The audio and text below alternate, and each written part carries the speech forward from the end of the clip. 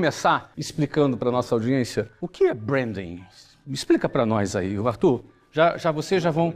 vamos começar por você. Essa pergunta eu vou fazer para os outros dois também. Qual é a tua visão de branding? Como é que uma pessoa leiga pode entender o que é branding exatamente? O branding tem uma capacidade incrível de criar desigualdade entre coisas aparentemente iguais. Eu acho que essa é a grande função do branding, de dar significado maior que funcionalidade, maior que produto, maior que serviço, ou seja, mas essencialmente de criar essa desigualdade entre coisas aparentemente iguais para que a gente possa fazer escolhas. Se não tiver essa desigualdade, a gente não consegue fazer escolhas. Fica tudo igual. Então essa é a grande função do branding, criar esse desequilíbrio. A gente poderia, traduzindo isso numa linguagem para o pessoal, se desequilíbrio produz uma diferenciação, isso poderia ser um caminho? Através da diferenciação, a gente cria essa desigualdade, que faz com que o produto valha X e outro produto com a mesma funcionalidade valha 10X. De forma bem simples. Assim, ótimo, pra gente iniciar. Bem objetivo. Como é que a gente começa? Então, vamos pegar esse gancho, né, do 10x, esse múltiplo, e esse múltiplo é que a gente chama no branding de gestão de valor, né? Então a gente vem desenvolvendo,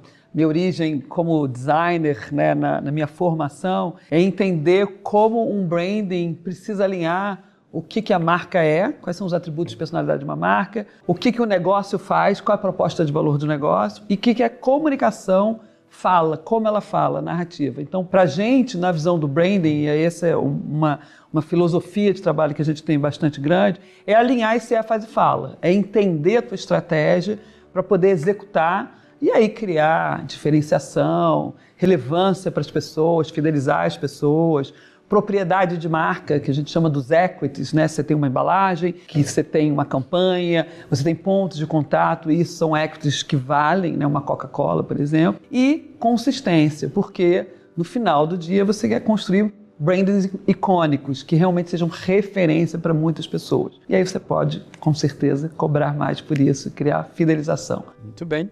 Sandrito? Então, Flávio, falar depois desses dois professores é um desafio, né? É um desafio, mas o bom é que não é uma ciência exata e por isso permite a cada um de nós ter uma visão particular. Mas também pegando um pouco do gancho de que o Arthur e a Ana falaram aqui, se eu pudesse resumir, para mim, branding ele é a construção estratégica de valor. Para mim, eu resumiria dessa forma. E o papel dele principal, obviamente, é gerar percepções e criar conexões, conscientes ou inconscientes, desde uma marca ou de um produto, um negócio, enfim. Porque isso também é uma outra coisa, Flávio. Então, acho oportuno a gente, se você permitir, a gente voltar para lá também, para já começar a esquentar aqui. Porque quando se fala de branding, por mais que a gente esteja muita gente ouvindo falar, ainda há conceitos muito confusos sobre isso. Então a gente já começa com essa pergunta, acho ótimo para a gente esclarecer, mas hoje é comum as pessoas falarem assim, o teu branding, como se fala, Arthur, o teu lenço, ou Ana, o teu óculos, o teu branding, como se o branding ele fosse restrito, único e exclusivamente a como se fosse um lifestyle. E branding é muito mais profundo que isso, né? Então, se eu pudesse resumir, é uma construção estratégica de valor. Você, sem querer fazer jabá, é geração de valor, né? Branding gera valor, não é isso, Ana? Eu acho que esse é o papel do branding numa organização. Eu penso que um desafio muito grande é o pequeno empresário ele abraçar esse conceito. Porque os grandes desafios do empreendedorismo, o primeiro deles é a sobrevivência. Acho que o primeiro desafio do empresário é sobreviver. E quando ele quer sobreviver, e quando a gente está no modo sobrevivência, a gente só pensa no que é urgente. E, eventualmente, branding talvez não esteja na lista das urgências para a sobrevivência, mas ele certamente está na lista urgente da expansão, do crescimento e de um triunfo num outro patamar. Mas, obviamente, tendo passado por essas fases como empreendedor, eu penso que quanto antes um empreendedor abraçar o branding, melhor.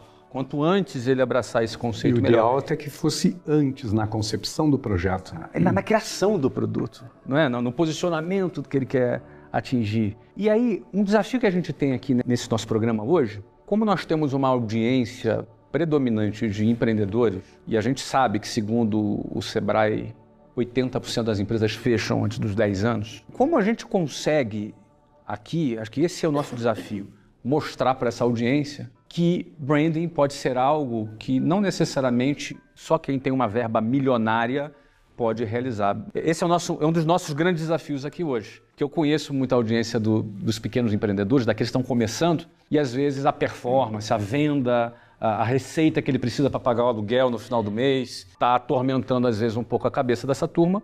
E o branding, ele chega também para ajudar. Porque, deixa eu trazer aqui um primeiro aspecto. Quando esse branding é conquistado, quando essa percepção do mercado sobre a marca dele, do valor dele, ela consegue atingir o mercado, você consegue ter mais margem, porque você começa a precificar o seu produto de outra forma. Isso é resultado imediato para o empreendedor. Como é que a gente consegue, Arthur, falar para um pequeno empreendedor a vantagem e o benefício de já começar a pensar em branding no early stage?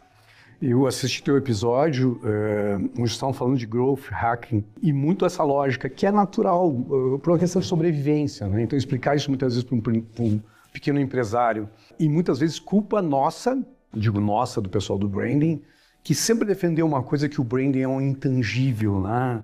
Que é uma coisa distante. E hoje a gente sabe que o branding diminui CAC, né? Diminui custo de aquisição, ele provoca lealdade, então ele imediatamente ele provoca alguma coisa. Mas eu diria assim, pensando no pequeno negócio, no pequeno empresário, é que quando a gente tem um posicionamento claro de branding, a gente consegue reduzir uma série de divergências dentro do negócio. O que eu quero dizer com isso é que quando a gente tem um posicionamento claro, se eu tiver 1, 2, 3 colaboradores, falando uma pequena empresa, todos conseguem enxergar na mesma direção e orquestrar esses sinais na mesma direção.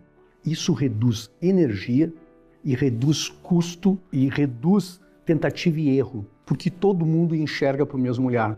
Então, uma orquestração na concepção do produto, na concepção do serviço, na apresentação das embalagens, ponto de venda, experiências no ponto de venda, que quando eu não tenho isso, eu vou intuitivamente fazendo coisas. E o que acontece é que cresce um pouquinho na sobrevivência, fica um pouquinho maior, começa a se dar por conta que isso é uma esquizofrenia e que tem que reconstruir tudo de novo. Então, tendo esse olhar antes, tu consegue reduzir energia. Sabe aquela reunião, Flávio, que tu entra e perde 3 ou 4 horas numa reunião, porque hora um gosta para cá, o outro acha que é para lá e tal. Então, isso é uma empresa que não tem posicionamento.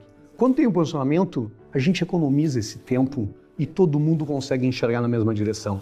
Embalagem, produto, nome de serviço, nome de produto, ou seja, tudo corrobora na mesma direção. Isso economiza custos. Como é que a gente ajuda? Como é que serão os principais passos para encontrar esse posicionamento, Ana? Eu acho que primeiro assim, não adianta você sair executando se você não sabe para onde ir, né? Então assim, vai sair correndo, aí sai todo mundo correndo, mas para onde você quer chegar? Primeira pergunta que eu acho que a pessoa tem que se fazer, e a gente, até no livro eu trago muitos cases, todo empreendedor que cresce, que hoje está aí uma empresa de 200 anos, 100 anos, ele se pergunta, quem é meu cliente? E como é que eu posso fazer diferente? Porque se você está fazendo igual a todo mundo, lembra da época do Yogo Berry, tinha o Yogo Berry para tudo quanto é canto da cidade. Eu falei, gente, esse negócio vai falir, todos vão falir juntos, porque ninguém se pergunta, o que eu faço de diferente? Se amanhã eu não existir mais, vão sentir a minha falta? Então a gente começa com um método, né? E método que nem você faz. Um empresário que não faz, um empreendedor que não faz uma conta, um business plan, na minha visão, a chance dele sobreviver é muito pequena. Se ele não faz também uma estratégia de branding, a chance dele sobreviver vai ser muito menor por causa disso. Você usa, quando você entende o porquê que você está fazendo aquilo, e aí a gente chama isso do propósito, né? O que você tem como empreendedor de talento único que vai deixar o mundo melhor. Você parte dessa visão do propósito. Depois, quem é o teu cliente? A gente tem vários clientes grandes, não sabe... Não, meu cliente é todo mundo. Não, peraí. Meu cliente é todo mundo. Exatamente. Você abraça todo mundo, você não aperta ninguém. Então você tem que saber quem é o teu cliente. Entendendo o teu cliente, o que ele valoriza da sua proposta de valor? O que de fato ele está assim? Willingness to pay, né? Estou disposto a pagar por aquele serviço. Estou disposto a comprar outros serviços dessa marca. E aí você vai construindo essa estratégia de branding com a estratégia de negócio e vai executando de forma que você sabe onde é que você quer chegar. Porque até para saber se está dando certo ou está dando errado, você tem que botar umas métricas, você tem que fazer essa gestão.